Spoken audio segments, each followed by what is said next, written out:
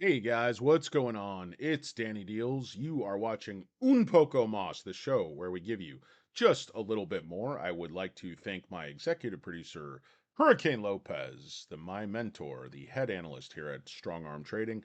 And today I would like to talk with you about Tenax Therapeutics, ticker symbol TENX. This stock went up about half a cent today, or 1.5%, shot up to 39 cents at the very end of the day on one small order. There's a little bit of an odd spike there, and then it's been flat on no volume after hours. Couple of things to report. It is April 12th, and Tenax put out an investor update today, basically saying a lot of things that we already knew from the 10K, but it was good to hear from management nonetheless. So 10X traded 408,000 shares. All this volume and churn has completely gone out of the stock. It looks like the shenanigans are over. I think that may mean they're done trying to wash retail out of the stock and scalp these tiny fractions of pennies on the way down. And just in my mind, having seen a lot of nonsense before, I believe that they're going to flip and pump the stock very very soon. Again, I could be wrong about that, but I think the floor was in at 34 cents. The market cap came way down, and again, nobody knows for sure. We could get more bad news. Nobody knows what's going to happen. But when you're talking about 38 cents today, that's where most of the trading took place. We're trading in half cent channels most of the day, but 38 cents was that pivot point where the gravity of the stock was today. And I just don't see any pressure, any appetite to try to push the stock back down into the low 30s. But I have been wrong before. Famous last words. Anyway, there is a good article that gives you an update on the business update today. It's by Vandana Singh, Benzinga editor, dated April 12th, and basically just goes through what management is putting out there. They're prioritizing clinical development of TNX-103, Levostin to treat PHHF-PEF, heart failure. They do have a patent going through 2040 on one form of the drug, and they're very likely to be granted another patent on their oral formulation, TNX-103. They are going to delay the imatinib phase 3 probably till at least 2024. They expect to be granted that other patent possibly this year. The FDA has given very favorable structure to their phase 3 trial, and it looks like this trial could go fairly quickly. Based on an end of phase 2 meeting with FDA, the agency agreed that one or two phase 3 clinical studies, depending on size, with primary endpoint of change in a 6-minute walk distance over 12 weeks, or a single phase 3 trial with clinical worsening over 24 weeks, would be sufficient to demonstrate the effectiveness of levosimendan. So the FDA is basically saying, hey, you need one or two data sets, 12 weeks, or one data set, 24 weeks, and we will approve this sucker. And the FDA further agreed to a plan to replace weekly intravenous levosimendan dosing with daily TNX-103 oral doses in a phase 3 clinical study. And I've gone over with you in previous videos. All the reasons are pretty obvious. Why you'd want an oral formulation over an IV. You don't have to go to a clinic or to a hospital. You don't need a medical professional. You don't need transportation. You don't risk the infection from, the injection site. There's just all kinds of issues with IVs that if you can just avoid them with a pill and it works just as well, if not better, on a daily dose, it's an extremely attractive option, and it makes the drug, I think it makes the market wider.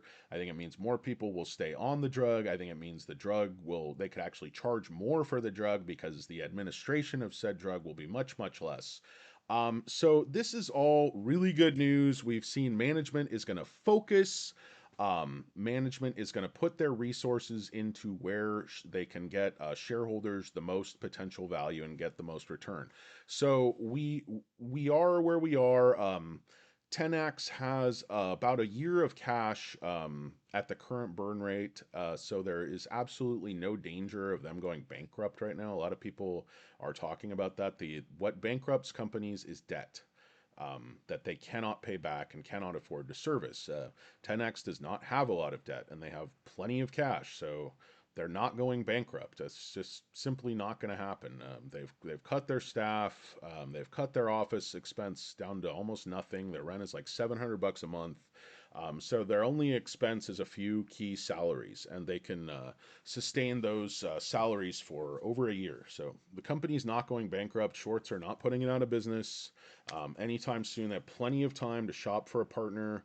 A lot of people have suggested, kick it back to Orion, make an agreement with them, let them sell the oral formulation and pay for the phase 3, and then, they could re-up their patents because they were making a hell of a lot of money on this drug in Europe until their patents ran out and the generics, took a big bite out of their backside. So in any case, that's the deal. We got an update today from management.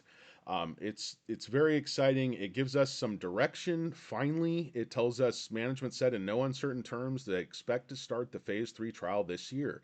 Are they in discussions for a partnership?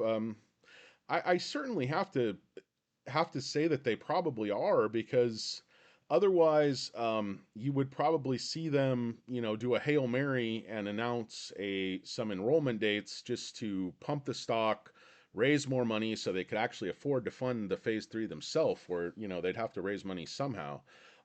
So my theory is that they have the key personnel. The CEO, Chris Giordano, you know he's a younger guy, but he has a lot of experience pushing drugs through trials and getting to the finish line. Obviously, Dr. Rich has a tremendous amount of experience with the FDA, and he's extremely well respected in this field of you know, cardiology and the associated drugs that go with it. And he has a lot of experience as an insider with the FDA, which is exactly what you need when you're pushing through this phase 3 trial. So I think 10X, I feel better about it tonight than I did this morning. I think that we have put in a floor at 34 cents. I think it's up from here. I think the hedge funds are very likely to pump the stock, do another, could be a big pump, could be a short pump and dump. You just never know with these guys. But the bottom line in my mind is that the underlying drug, this Lavosin-Mendin drug, will sell hundreds and hundreds of millions of dollars in sales once approved. Even if 10X only retains a fraction of that revenue, this market cap is way, way, way too low. So I would like to go back out, and so I can look at Ortex and just see if we have any update. On the short interest share count, they're still showing the old market cap, which would reflect like 9 million shares, not the 22 million that we saw in the 10K. The short score is showing 67, showing that the short interest has gone way down. I don't think these figures are updated. The only thing that's gone up, just sky high, it's showing is the cost to borrow. So if that's the case, there's very bad news for shorts, but I really don't trust this data that much. But in any case, 10X up 0.6 cents on the day, 1.56%. Volume was once again low. Stock has stepped up. Support seems to be at least at 37, if not 38 cents today, and we will have to see where things go tomorrow. Is it a pump and dump? Do they try to push the stock back down below 35? Does some type of news hit and the stock just goes parabolic? Hey, crazier things have happened. A girl can dream. Anyway, my name's DannyDealz. I would like to thank you for watching un poco mas. I would like to send a shout out to the StockTwits user named Bloomberg Trades, who requested I do another one of these absolutely fantastic and charming videos. And thanks for watching, Bloomberg. I appreciate you. Freeman Era also likes my videos. You need to have your eyes checked. But in any case, I appreciate you guys watching, or ladies, not sure. I know most of these degenerates stock buyers who are in the penny stocks, such as myself, are men. But hey, I'm sure there's some lovely ladies out there as well. I would like to thank Cutes. And Cutes is in the trading center today in the war room.